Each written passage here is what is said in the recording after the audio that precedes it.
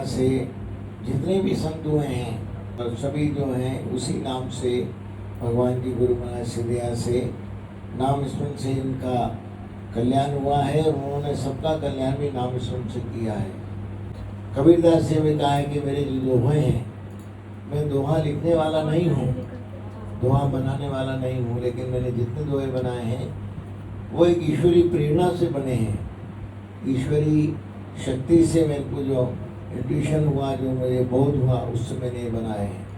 इसीलिए आज देखो उनकी जो कबीर पंथ वाले हैं वो लोग उनके दुआ गा के ही अपना जीवन को समर्थ मानते हैं, अपने जीवन का कल्याण मानते हैं। तुलसीदास जी ने रामायण लिखी, मीराबाई ने मीरा के पद गाए। उन सभी पदों में भगवान की कृपा की अनुष्टि है, वो उनके बनाए हुए नहीं है। मीरा ने भी ये कहा कि मैं बनाने वाली नहीं हूँ, लेकिन मुझे एक आभास होता है, मुझे एक इंट्यूशन आता है और वो लिखवाता है। वेद व्यास जी ने भी ये कहा है कि वेद व्यास का संकलन मैंने किया है।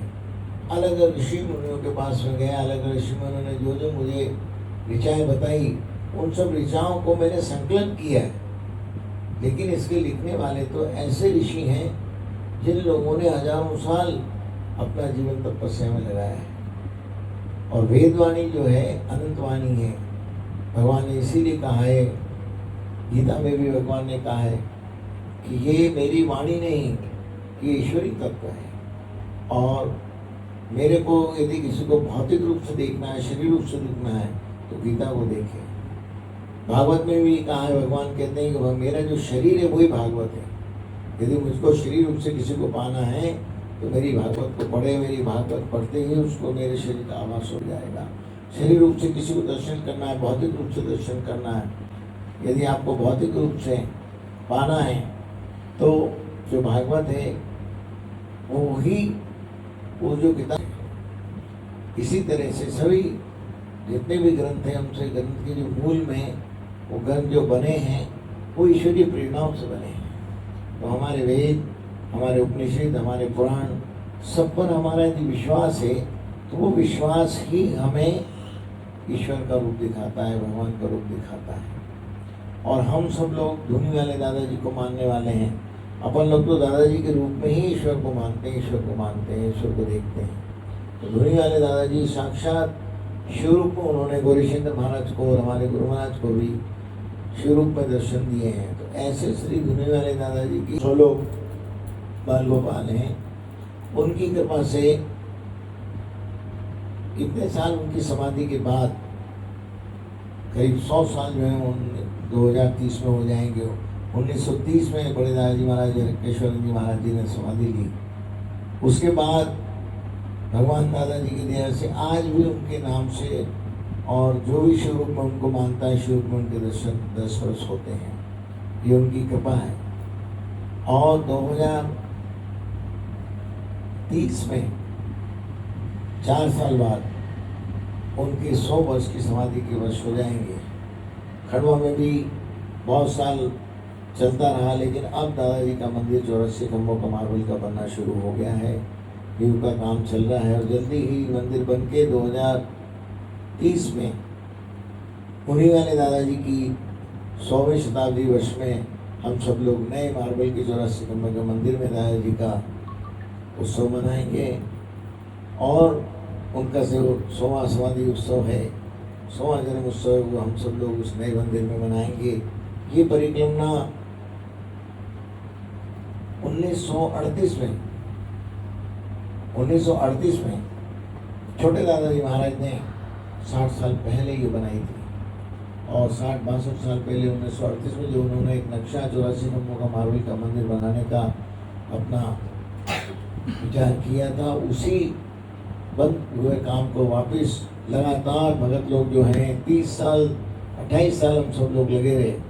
उसके बाद जिस तरह से राम मंदिर में भी है ना, कईयों साल सब लोग भगत लगते रहे। अब राम मंदिर की भी स्थापना हो गई। राम मंदिर, राम भगवान राम जो है नए मंदिर में विराजमान हो गए। उसी तरह से 28 साल लगातार भगत लोग प्रयास करने के बाद अब धुनी वाले दादाजी महाराज का 84 खंभों का मार्बल का मंदिर खंडवा में जल्दी बन के और दादाजी महाराज की 100वीं शताब्दी उत्सव उसी के अंदर हम सब लोग मनाएंगे। ये उनकी कृपा है। भगवान अपना काम स्वयं करते हैं, लेकिन हम सबको देखते हैं कि हम उसके लिए प्रयास करते हैं कि नहीं। ये प्रयास हम बराबर करते रहें तो भगवान उस कार्य को जल्दी कर देते हैं। तो प्रयास में ही कभी हमारी देरी होती है, प्रयास में ही कभी कमी होती है, इसलिए उसको देर हो जाती है। लेकिन भगवान के कार्य में प्रयास करते रहने से भगवान स्वयं अपने कार्य को करवा लेते हैं और उनकी कृपा से ये सब संभव होता है। उसी तरह से हमारे कर्मों में भी जिस तरह से किसी भी कार्य में यदि देर होती है तो कहीं न कहीं हमारे भजन की कमी के कारण होती है।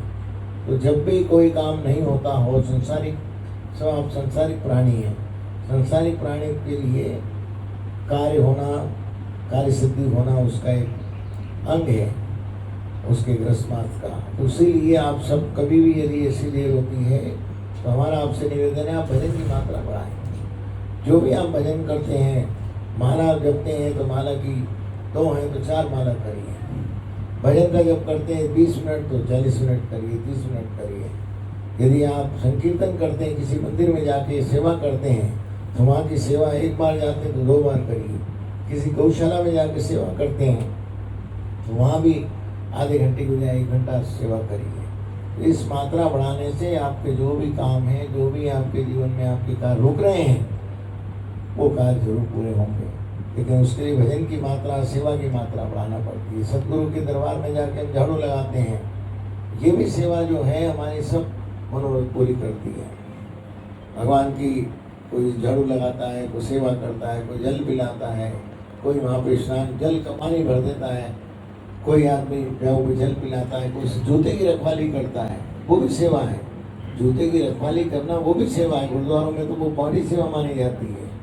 गुरुद्वारे के बर्तन मांजने की सेवा को भी सेवा का है और उन्हीं सेवा से सब भगवान की कृपा होती है। इसीलिए जो भी हम सेवा करते हैं वो सेवा हमारी बनी रहे, सेवा हम करते रहें। और भगवान कार्य ना होने पर भी कभी हमारे मन में सेवा से अनुष्ठान नहीं आना चाहिए, किसी भी तरह से सेवा से दूर होने का भाव नहीं आना चाहिए। जब ऐसा हो कि कार्य नहीं हो रहा है, फिर सेवा से मन हटने की बजाय सेवा की मात्रा बढ़ाना चाहिए।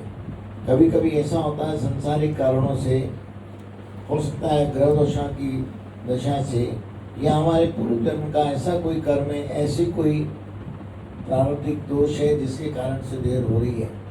उसको खत्म करने के लिए हमें सेवा भजन की मात्रा बढ़ाना चाहिए। कई लोग उसको छोड़ देते हैं, कहते हैं भाई इससे तो कुछ नहीं हुआ, सेवा करने से क्या हुआ, हम यहाँ जाना बंद करो, दूसरी जगह जाओ, फिर तीसरी जगह जाओ, चौथी जगह जाओ। लेकिन वो भटकना उचित नहीं है। जिस दर की हम सेवा कर रहे हैं, जिस दर से हमें जन्म मिला है, जिस दर से इनकी कृपा से हम जीवन चला है, कोई रुकावट भी आई तो वही दूर करेंगे, दूसरा दूर नहीं करेगा। इस तरह से माता, ये बच्चा है, बच्चा यदि फेल हो जाए तो अगली उस क्लास को रिपीट करना है या अगली क्लास में डालना है इनके माता पिता की जिम्मेदारी है। उस तरह से हम यदि फेल होते हुए लगे तो गुरु महाराज का चरण नहीं छोड़ना है, उनके चरण से बराबर फिर दोबारा हमें सफलता वो करवाएंगे। लेकिन हमें गुरु चरणों के विश्वास और गुरु चरण को छोड़ के कहीं नहीं जाना चाहिए। एक गुरु, एको ब्रह्म और द्वितीयो नास्ति, तो ब्रह्म के रूप में एक ही है। सभी धर्मों का जो योग है और मूल है वो भगवान स्वयं भोलेनाथ है। भगवान भोलेनाथ की कृपा से, सभी भगवान भोलेनाथ की ही कृपा है। भगवान विष्णु में, भगवान राम जी में, भगवान कृष्ण में, हनुमान जी महाराज में। हनुमान जी महाराज तो खुद ही रुद्र का अवतार है, आप सब जानते हो। लेकिन विष्णु भगवान और भगवान शिव भी अलग नहीं है। आप देखो, भगवान राम जब रावण के लिए युद्ध करने के लिए, लंका का युद्ध करने के लिए जब पधारे, श्वेतवन रामेश्वर की स्थापना करी। श्वेतवन रामेश्वर की स्थापना करके और उन्होंने यही मनोकामना रखी कि भगवान आप दया करना, हम अब समुद्र पार करके लंका की चढ़ाई के लिए जा रहे हैं। भगवान भोलेनाथ ने प्रकट होकर क्या कहा? उन्होंने कहा देखो, हम तो शांति के मूल स्वरूप हैं, और यहाँ तुम्हें लड़ाई लड़ने के लिए शक्ति और ऊर्जा की जरूरत है। इसलिए भगवान भोलेनाथ ने उनको सूर्यनारायण भगवान का एक आदित्य नाम आदित्य हृदय स्तोत्रम है वो दिया।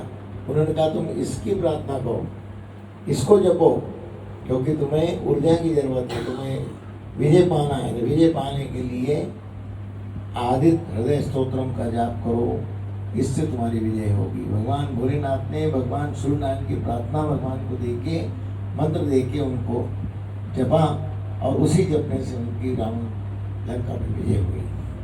तो कहने का तात्पर्य ये है कि सभी भगवान के जो भी रूप हैं वो मूल रूप से एक ही हैं, लेकिन हमारा विश्वास कभी भी जिस रूप को मानता है उसको ही मानना चाहिए, चाहे परिस्थिति कैसी हो। परिस्थिति तो जैसे आज हम बच्चा हैं, कल जवान होंगे, उससे आगे बूढ़ा होंगे, अब हम भी बूढ़े होंगे, सब होगा।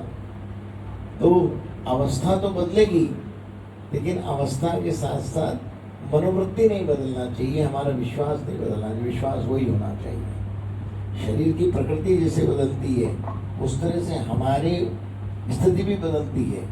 आज कोई अमीर है, कोई गरीब है, कोई कुछ है, ये परिस्थितियां हैं। ये परिस्थितियां भले बदलें, लेकिन विश्वास वही रहना चाहिए। यदि विश्वास वैसा है तो परिस्थिति बदल सकती है, लेकिन परिस्थिति में विश्वास को यदि बदल दिया जाए तो भगवान उससे दूर हो जाते हैं। भगवान कहते हैं अच्छा भाई, अब तुम इसको पिता मानते हो, इसको मानने लग जाओ, तुम उसको मानते हो, उसको मानने लग जाओ। भगवान का काम और आसान हो जाता है कि चलो भाई अच्छा हुआ, दूसरे को मानने लग गया। हनुमान जी कहते हैं अच्छा भैया किसी को मानने लग गया तो मैं आराम में और किसी को बना दूंगा। इसलिए भगवान की जिस भगवान को भी अपन मानते हैं उन पे ही निष्ठा को ही मानना चाहिए। आज नहीं तो कल सुनाई होगी जरूर।